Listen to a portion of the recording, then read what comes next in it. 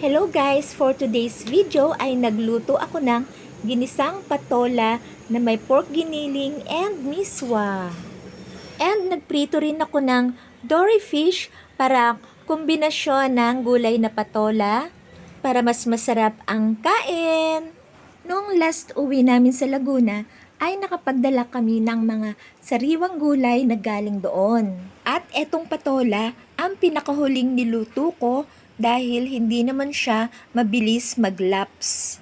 After ko nga siyang balatan, ay sariwang-sariwa pa rin ang loob na laman ng patola. Ipinrito ko muna ang pork giniling para mas mabilis maluto.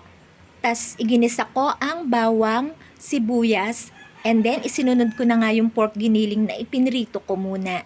And pagkatapos nagisahin ko silang mabuti, ay inuhulog ko na ang patola para gisahin rin.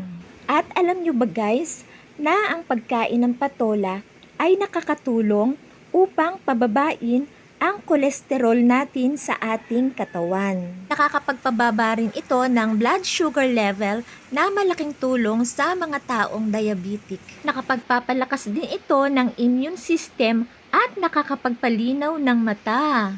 Nakakapagpagaling din daw ito ng anemia.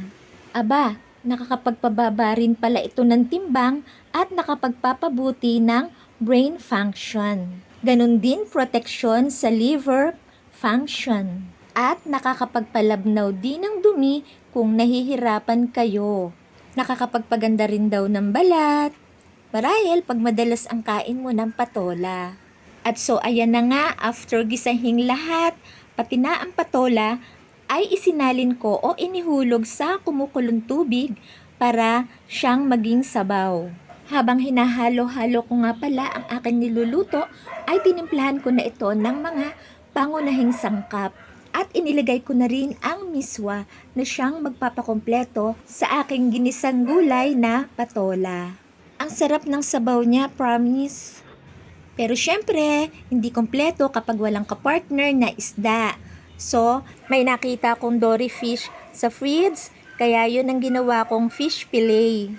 Kaya ayan guys, kumpleto na ang aming ulam. Pwede nang kumain. Maraming salamat sa inyong panonood. Bye!